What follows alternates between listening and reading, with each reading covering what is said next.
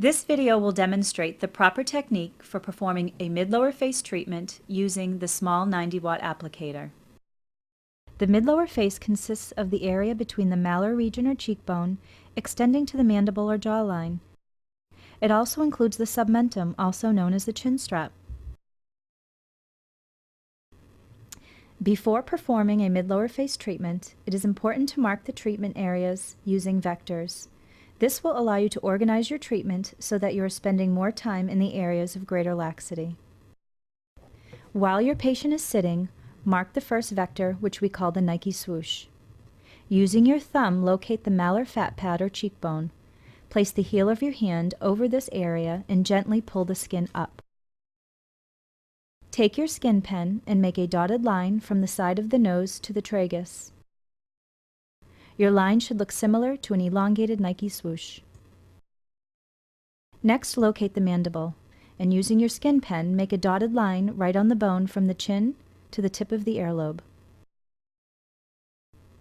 For the submentum, mark 2 finger breadths below the jawline.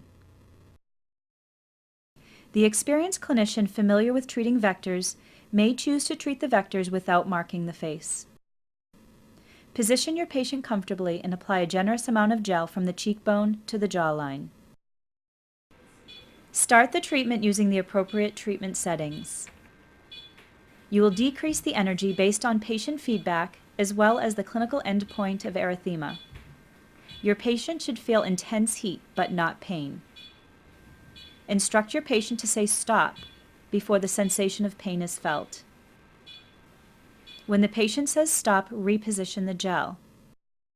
Oftentimes, during this short pause in the treatment, the skin cools enough so that the patient can continue at the current power settings. If the patient says stop again, decrease the power in increments of 5 to 10. Treat from cheek to jaw for 6 minutes using slow sweeping motions. It will be necessary to reposition the gel throughout the treatment. Be sure to do this quickly to minimize cooling of the skin. Remember to use gentle downward pressure and be sure to maintain the applicator tip perpendicular to the treatment area to ensure proper contact of tip to tissue.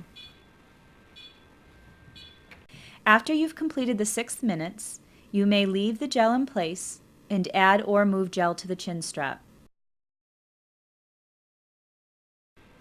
You will start treating at the lateral aspect of the neck, moving the applicator towards and past midline. Treat this area for 4 minutes. After you completed the 4 minutes, go back to the face and treat the 2 vectors for a total of 6 minutes. Prior to treating the first vector, using a tongue blade, move the gel from the cheek area to the first vector. You may apply additional gel if necessary. While using your gloved hand, pull the skin up and treat using slow sweeping motions. You will want to treat in 2 rows as this will allow the skin to relax before the next pass.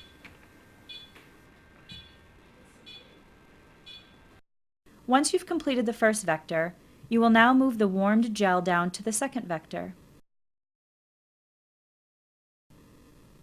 Using the heel of your gloved hand, pull the skin up and off the jawbone.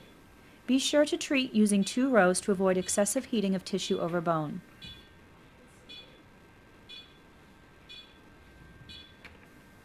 After 6 minutes, return to the chin strap and treat for an additional 4 minutes using the same technique as previously described.